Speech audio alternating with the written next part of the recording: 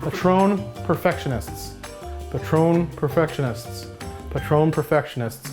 Patrón Perfectionists. Guys, welcome to another video. Thank you so much for joining us again. Today I'm going to be making a Patrón cocktail for you. This particular Patrón cocktail is actually my submission to the Patrón Perfectionist competition. Sam reached out to me a couple weeks ago saying, hey, there's this competition going on.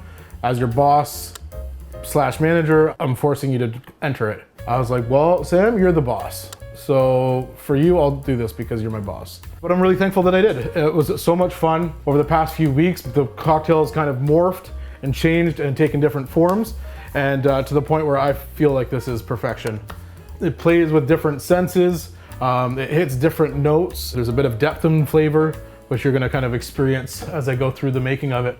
So to get started, we're actually gonna use some yellow bell pepper. In the ingredients list, you're allowed to use fresh yellow bell pepper or bell pepper juice. I'm actually just going to use some fresh here. I'm basically gonna use 1 square inch worth of the pepper itself. I'll put those aside for later for a stir fry. I'm just gonna give this a quick slice here. I'm gonna be building this cocktail in my mixing glass. One of the reasons why I'm doing that, why I'm stirring this cocktail as opposed to shaking it, is because Patrón is quite delicate, and I don't want to bruise the alcohol. I really want to make sure this is on the forefront. So to kind of treat it more gently, to kind of lift it as opposed to hide it behind whatever else. So I'm gonna start off with our pepper. I'm gonna give it a quick muddle. I just love the slight herbaceousness and touch of sweetness you get from the bell pepper. I'm gonna go with 1.5 ounces of tequila. Obviously the Patrón Reposado. And I have chosen to use the Reposado specifically just because I do like the touch of oak that you get, but then also the agave is still very much on the forefront. I'm gonna take some Amaro Montenegro. Amaro is a digestif, something you'd often enjoy after dinner.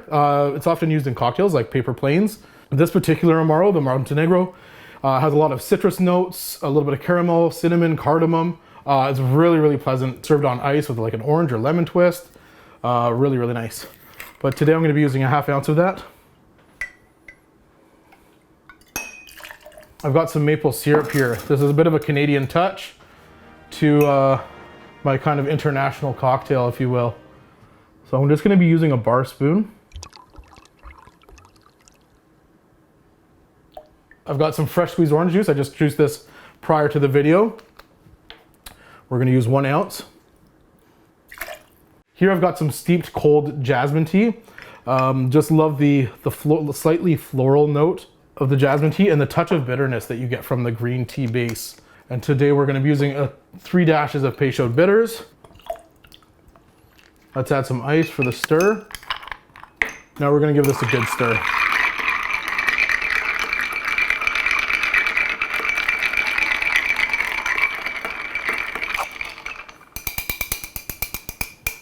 I'm gonna be serving this in a rocks glass today. I think this is a kind of a nice aperitif maybe, or kind of an herby prior to dinner cocktail. So I'm gonna just serve it on the rocks a little bit on a large cube. And we're just gonna fine strain into the glass. Wonderful. I'm gonna take a little bit of orange zest, squeeze that over the glass, release those oils so you get that lovely aroma. And then what I've got here is a little bit of absinthe vert, and I'm just gonna give it a spritz over the glass as well. Like so. You just get that aroma, you get a hint of the flavor as it's kind of sitting on top of the cocktail, but you get the aroma first. That with the orange is really, really lovely. And I'm just gonna garnish with a maple candied orange wheel. And I present to you the connecting flight.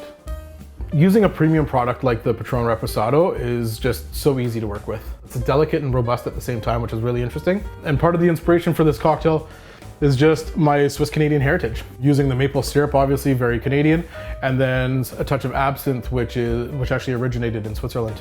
So kind of playing on those things, and then also my desire to travel and to see some more of this beautiful world we live in. Guys, we've all seen enough YouTube videos to know what you're supposed to do at this point with the liking and the subscribing and the sharing and the commenting. So please don't make me keep repeating this, but I will, because apparently I have to. Sam said it.